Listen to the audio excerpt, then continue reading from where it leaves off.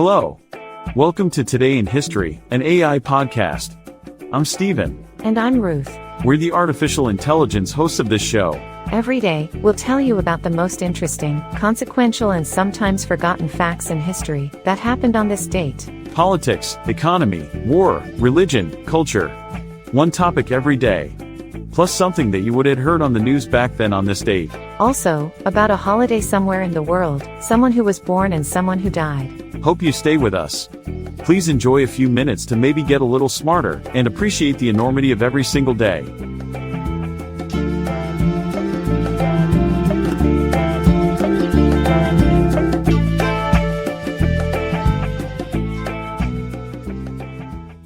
Today is Friday, May 3rd, 2024. The year is 1963. Our main topic: police in Birmingham, Alabama, used high-pressure water hoses and dogs against civil rights protesters, bringing scrutiny on racial segregation in the southern United States. In May 1963, the civil rights movement in the United States reached a turning point when police in Birmingham, Alabama, used high-pressure water hoses and dogs against peaceful protesters demanding an end to racial segregation. The event brought national attention to the injustices faced by African Americans in the southern states and paved the way for the passage of landmark civil rights legislation. Context: the civil rights movement had been gaining momentum in the United States since the mid-1950s, with activists and organizations like the Southern Christian Leadership Conference, SCLC, leading the charge against segregation and discrimination. Birmingham, Alabama, was a major focal point of the movement, with its rigid segregation laws and long history of racial tension. In early 1963, the SCLC launched a campaign in Birmingham to bring attention to the city's discriminatory practices and to push for change. On May 3, 1963, a group of African American protesters, including children and teenagers, gathered in downtown Birmingham to demonstrate against segregation in the city's public facilities. Police officers, led by Commissioner Bull Connor, responded with force, using high-pressure water hoses and police dogs to disperse the crowd. The scene was captured on television and in photographs, showing the brutal treatment of the protesters. Historical significance: the Birmingham protests marked a turning point in the civil rights movement. The use of violence by police against peaceful protesters shocked the nation and brought attention to the injustices faced by African Americans in the South. The event led to a wave of public support for the civil rights movement, with many Americans calling for an end to segregation and discrimination. In the months following the Birmingham protests, President John F. Kennedy proposed landmark civil rights legislation, which was passed in 1964 as the Civil Rights Act. The act outlawed discrimination based on race, color, religion, sex, or national origin, and prohibited segregation in public facilities. The Birmingham protests also highlighted the leadership of Martin Luther King Jr., who was arrested during the demonstrations. King's letter from Birmingham jail, written in response to a group of white clergymen who criticized the protests, became a powerful statement of the principles of nonviolent resistance and the urgency of the civil rights movement. In conclusion, the events in Birmingham, Alabama, in May 1963, were a pivotal moment in the civil rights movement. The use of force by police against peaceful protesters brought national attention to the injustices faced by African Americans in the South and paved the way for landmark civil rights legislation. The Birmingham protest demonstrated the power of nonviolent resistance and the importance of standing up against discrimination and segregation. The year is 1942. On the news, World War II, Japanese naval troops invade Tulagi Island in the Solomon Islands during the first part of Operation Mo that results in the Battle of the Coral Sea between Japanese forces and forces from the United States and Australia. Good evening, and welcome to our evening news broadcast. Tonight, we're taking a look back at a significant event in history that took place on May 3, 1942, during World War II.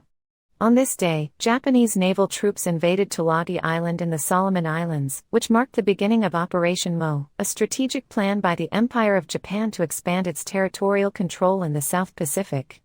The invasion of Tulagi was a key component of Operation Mo, which aimed to capture the island and nearby territories in the British Solomon Islands Protectorate. The Japanese occupation of Tulagi was intended to provide greater defensive depth for their base at Rabaul, threaten and interdict the supply and communication routes between the United States and Australia and New Zealand, and support their forces advancing on Port Moresby and New Guinea. The event marked a significant turning point in the war in the Pacific, as it led to the Battle of the Coral Sea, a major naval battle between Japanese forces and a combined fleet of American and Australian ships. The battle, which took place from May 4 to 8, 1942, was the first naval action in which the opposing fleets neither sighted nor fired upon one another, attacking over the horizon from aircraft carriers instead. The Battle of the Coral Sea was a crucial victory for the Allies, as it prevented the Japanese from capturing Port Moresby and gaining a foothold on the Australian mainland.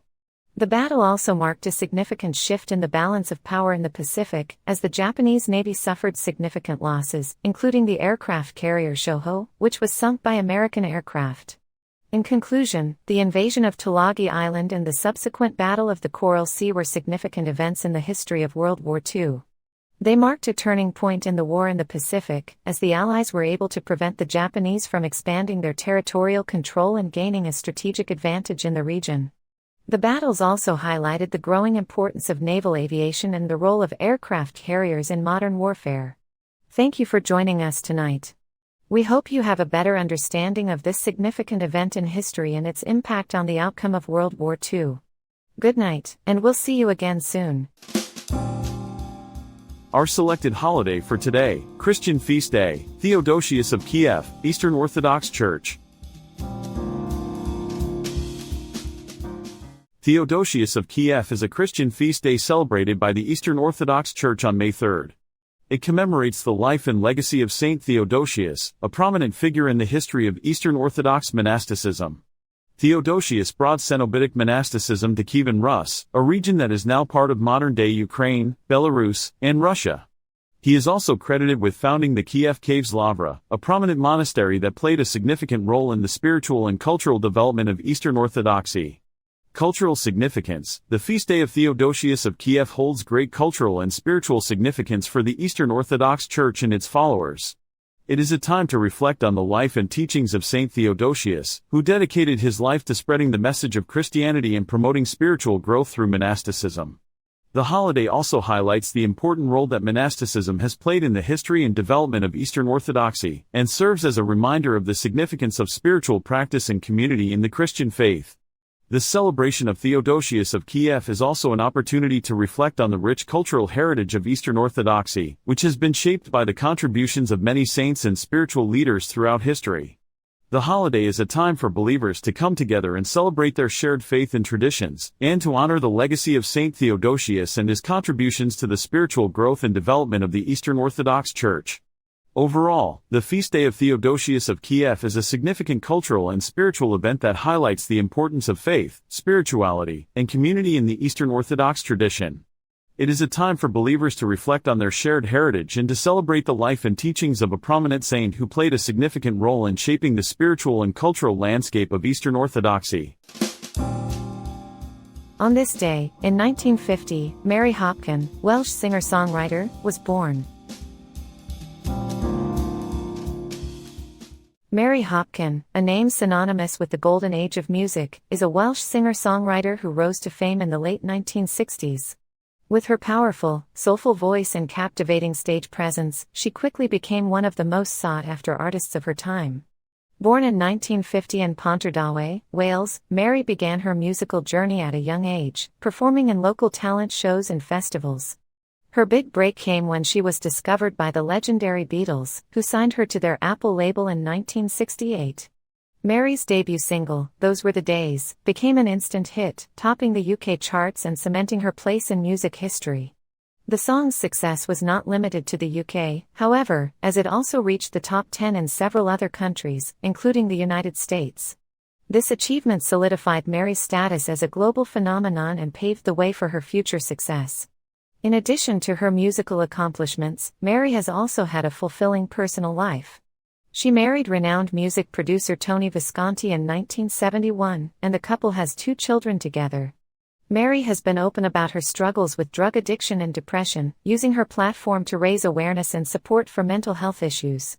Throughout her career, Mary has released several successful albums and singles, showcasing her versatility and talent in various genres. She has collaborated with some of the biggest names in music, including Paul McCartney, John Lennon, and David Bowie. Mary's impact on the industry has been recognized with numerous awards and accolades, including a Grammy nomination for Best New Artist in 1969. Despite her success, Mary has faced challenges in her career, including a period of relative inactivity in the 1970s and 1980s. However, she has continued to perform and record music, releasing her latest album in 2018. Mary's enduring legacy is a testament to her talent, resilience, and dedication to her craft. In conclusion, Mary Hopkin is a true music legend, whose powerful voice and captivating stage presence have captivated audiences for decades. Her achievements, both personal and professional, serve as an inspiration to aspiring artists and music lovers alike. As we celebrate her remarkable career, we look forward to the many great things she will continue to achieve in the years to come. We remember the life of Nargis, Indian actress, born 1929, who died on this date in 1981. Nargis, born Fatima Rashid in 1929, was an Indian actress and politician who left an indelible mark on the Hindi film industry. With a career spanning over 3 decades, she established herself as one of the most versatile and respected actresses of her time. Nargis began her acting journey in the 1940s, quickly gaining recognition for her captivating performances in films like Tamanna and Andaz. Her talent and charm won over audiences, and she soon became a household name.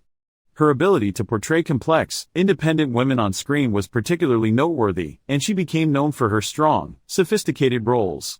One of Nargis' most iconic performances was in the 1957 film Mother India, a powerful social drama that showcased her incredible range.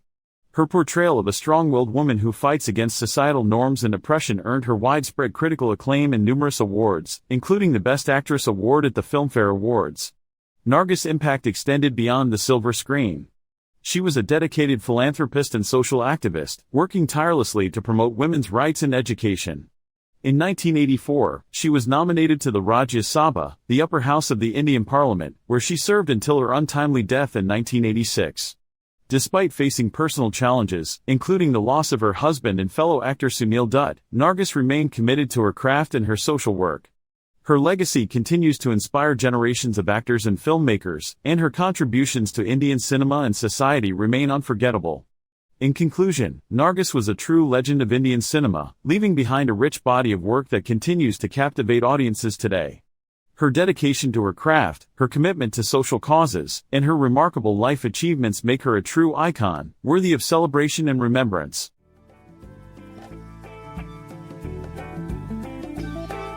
This was Today in History, an AA podcast.